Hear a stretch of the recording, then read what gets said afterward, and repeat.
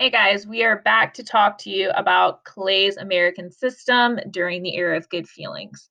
All right, so let's back up for a second and talk about who's actually leading the country during this time. At the end of Madison's presidency, that is when we had finished the War of 1812. So we were feeling these feelings of nationalism. We were talking about how we beat the British a second time. So we were all excited. Um, so let's look at how we are going to fix our economy, which had pretty much been stalled since the war had started. Now that it's over, we have to fix it and unite ourselves to make ourselves rich again. So President Madison creates a plan to unite the country's regions for a strong economy. That is his big picture. He is not going to see this go through during his presidency. We're going to have our next president, James Monroe, actually sign this plan into practice. And the guy who creates it is a guy named Henry Clay. So let's talk about what this plan was really trying to do. First thing we want to do to connect our nation, we know we have three regions, north, south, and west. In order to make them talk to each other, trade with each other, etc., we need to connect them. So we need to develop transportation systems and make internal improvements. When I say internal improvements, I'm talking about infrastructure, roads, canals, making it easy to get from point A to point B. The second thing we need to do is establish a protective tariff. We have talked about tariffs in the past. A tariff is a tax on a foreign import. The reason we do tariffs is so that instead of getting people to buy foreign products, we want them to buy American products. So that way we reap the benefits. We can hire more laborers. We can make more money. The third thing we want to do is to revive the national bank, BUS, Bank of the US. We had talked about the national bank compromise under Washington's presidency. Remember, Hamilton had created a system so that we could have one currency, so that we had a place to get money from, so that we could establish credit and not have to just use what's in our bank account, because if we had to use what's in our bank account, many of us would not be buying too much stuff. So we need a bank to come back and help us with this situation. So Henry Clay is going to produce the American system. Remember, we're feeling nationalistic, so that's why we call it the American system. We want to help all Americans. He is the House Speaker at this time, and he is going to get people on board with his plan so that we can create an interconnected nation for our economic system. We know that the North is producing manufactured goods. We know that the South and the West is producing food and cotton. We can work together as a nation then to create an economic system that allows us to balance ourselves between these three economies. The effect that it's going to have once we pass it is that we're going to have a national currency, we're going to have transportation that facilitates trade, and we're going to make ourselves sustainable by ourselves. So we don't have to rely on Britain anymore to trade with us. We don't have to rely on France anymore to send us over cotton or anything. We can rely wholeheartedly on ourselves because our three regions are different enough in their economies that we can buy from each other and not need to trade with any foreign countries. That makes us economically independent. That's why this is nationalistic. We don't need anyone else because we Americans are enough. So let's talk about some of those internal improvements. First thing we want to think about is the time period. We're talking about the not even the mid, excuse me, the early 1800s, like 1816, 1820. We're not really going to be looking at railroads yet. Those are going to be later in the 1830s and 40s. The first thing we're going to be looking at is actually steam powered. Remember, we take this from the English when we start to create our manufacturing in the North. So steam engines, we realize, are actually compatible with lots of different ways of transportation. So we're going to create the first steam engine in 1825. In order for a steam engine to work, though, we're going to have to make sure that we have canals, and we'll talk about canals and the big one that connects us all in just a minute. Many states are going to have to build turnpikes. Turnpikes is a fancy way for saying toll roads. We in Charlotte know what a toll road is. We have them all over the place. The reason the government institutes toll roads is so that people who take them actually end up paying for all of the road improvements themselves. So then the better roads we have, the more likely it is that people are going to want to travel. They're going to want to trade. It opens up a whole new economic atmosphere for us. Federal governments, so on the federal level, the US government is going to pay for highways because they connect the states together. Now, even if you look at today's roads and any of that kind of construction, it falls to the state. So the states have to pay to fix their own roads. But because highways interconnect the states, you can go from North Carolina to South Carolina, the federal government pays to maintain those because it's crossing state lines. So we're able to connect our regions at this time by building all of these new internal improvements.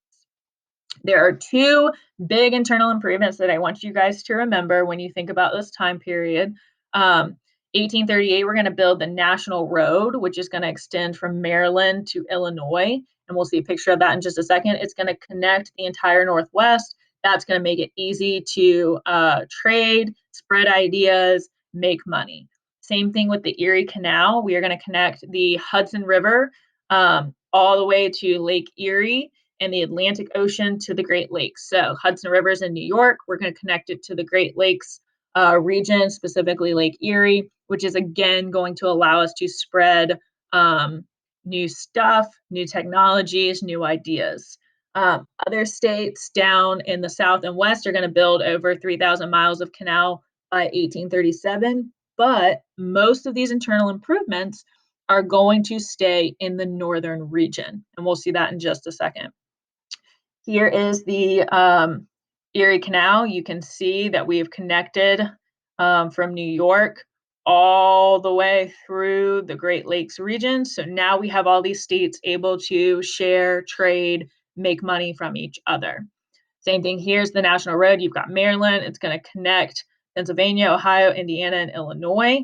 And eventually it will turn into one of the first highways that we have. No, we are not driving cars at this point, but you do have the ability to, have carriages. You're going to eventually have the ability to have longer wagon rides, if you will, and we'll see those change as we continue to move out west.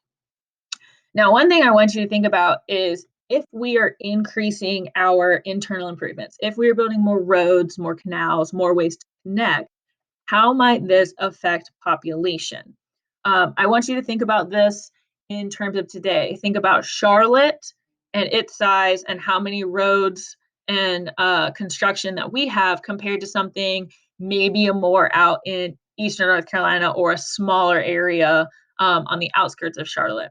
We have more traffic in Charlotte. We have a higher population in Charlotte because there are more roadways, whereas somewhere that's a more rural area is not going to have as many people because it doesn't have as much access to these internal improvements. You can see that up here on this map. If you notice, we have lots of roads spread out through the entire Atlantic coast, but all of these yellow and blue lines, the canals and railroads, are mostly going to be located up in the north.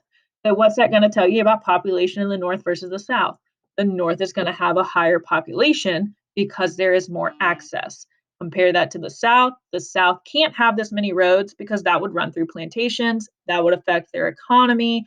They need all of the land possible to make their money. So they're not going to have as many roads, canals, or railroads, which is going to leave them more rural. They're not going to have these big cities like New York, like Boston, and so on. So internal improvements really do affect more than just trade. It's going to affect population, and we will see that shift during this time period. All right, let's talk about part two of the Great American System by Henry Clay, tariff. The tariff of 1816 is going to be proposed so that we tax foreign imports so that we buy more American. So if you look here at this chart, it shows you exactly how things work. So say that this hat in Britain costs $2.50 to produce and America makes it and it costs $3 to produce, so it's more expensive here. Then they need to add $1 onto the price so that the company itself makes a profit. This is the tariff part. We are going to tax that British hat 30% so that if you want to buy this British hat, you have to pay extra money on it. So then by the end, when we have the final price, after everything's been factored in, the American hat is actually going to be less expensive. So that is how tariffs work. If you guys look into anything in our economy, even today, this is what we're trying to do to China, because as many of you have pointed out in the past, most of our stuff that's cheap comes from China because it's cheaper to make it there. They don't have the same labor laws, et cetera, et cetera. Now, what President Trump has been trying to do is pass tariffs on certain goods. This is that tariff where we tax extra on that foreign product from China so that America can compete and give a smaller price than what the Chinese are offering. So keep that in mind when you guys think about tariffs. Here's the effect. The increased cost of foreign goods is going to make people more likely to buy American goods, like we said. That extra money coming in is going to help us pay for internal improvements. We are going to want to pay this tariff in the North and the Northeast because it helps your manufacturing. You're the ones manufacturing the products. That means it makes it easier for you to sell that product and make money from it. The South and the West, however, this is where we see the divide. They're not the ones making manufactured products.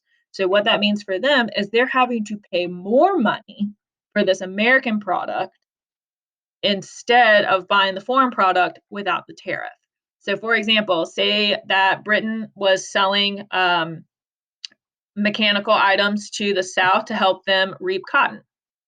Well, now there's a tariff on it, and the cotton that is now produced has to be, the manufactured product now has to be bought from the North. The North benefits because they make the money. The South just had to pay more money for it. So we're going to see a resentment coming from the South and West because they don't have the same industry. They're not benefiting from it.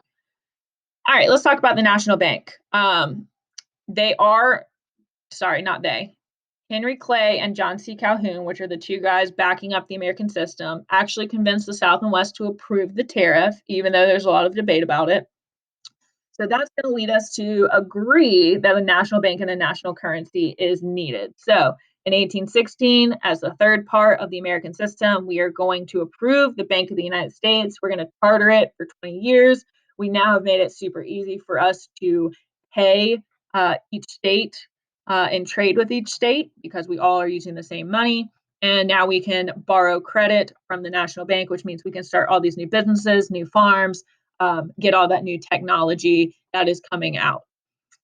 The overall effect that this has, and this is why we call it the era of good feelings, we have created a new national spirit. Because of this new transportation, because of manufacturing, because the American economy is sky-rising right now, we are making so much money at this point.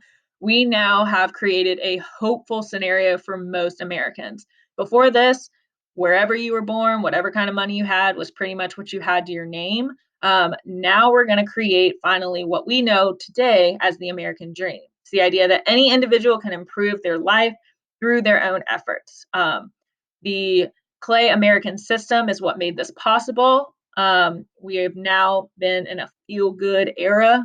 And now we're going to have our president, James Monroe, elected. And this is really what starts the era of good feeling. If you have any questions, please, as always, reach out to me. Mr. Payne's going to take over on this next section. So good luck, and we'll be back soon.